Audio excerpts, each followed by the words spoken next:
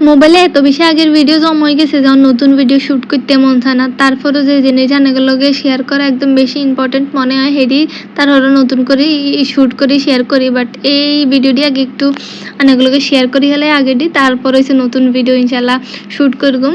আসসালামু আলাইকুম, welcome to my dream page Oishi's blog and YouTube channel Oishi Bhuiyan. নানার পাকে ভালো আছেন নি? আশা করি ভালো আছেন। আলহামদুলিল্লাহ আমিও ভালো আছি। ভিডিওর নানারা কে কোন দেখতেছেন এটা কিন্তু অবশ্যই কমেন্ট করে জানাই দিতে ভুলবেন না।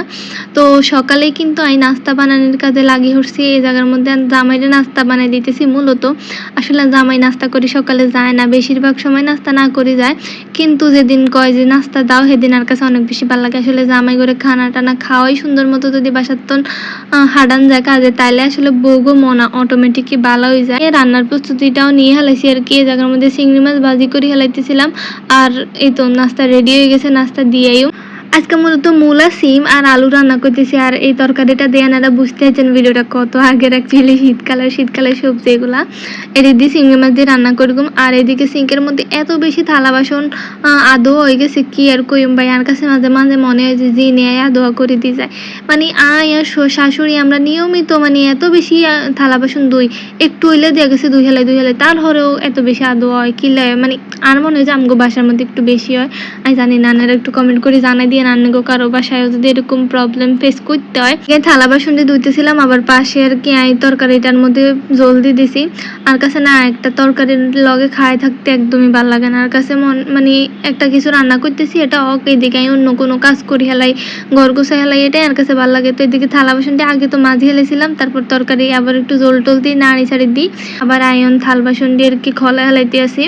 আর আরেকটা অভ্যাস কি জানেন, যে সময় রান্না বান্না করি না আমি আর কি সবটা মানে পুরা তাক সব সুন্দর মতো মুছি হেলাই। ওদা কথায় শাশুসি পাই আছে আমি মানে কোনো কিছু অগোছালো দেখলে আর একদম মানে গা গির করে। তারপর কোনো নোংরা কিছু দেখলে আর গা গির করে। আর মনে হয় যে ভাই এটি কবে গোছাইম, কবে এটি সুন্দর থাকবা, চোখ ব্যথা করতে থাকে।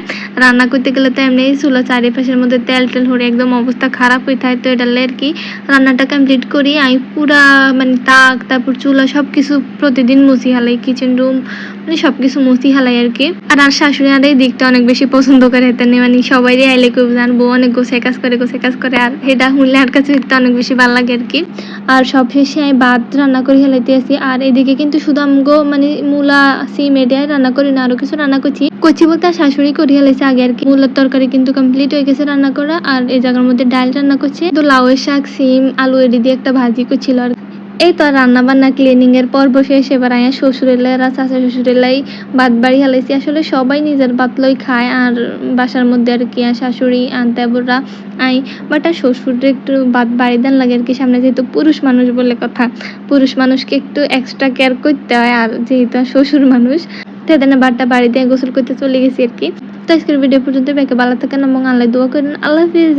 নতুন কোনো ভিডিওতে ইনশাল্লাহ। আর আপনারা কিন্তু অবশ্যই নতুন ভিডিও অপেক্ষা করেন। আর নতুন ভিডিও পাওয়ালে অবশ্যই পেজটা লাইক করে দিন। আর ইউটিউব চ্যানেলে যদি দেখেন তাহলে চ্যানেলটা সাবস্ক্রাইব করে দিন।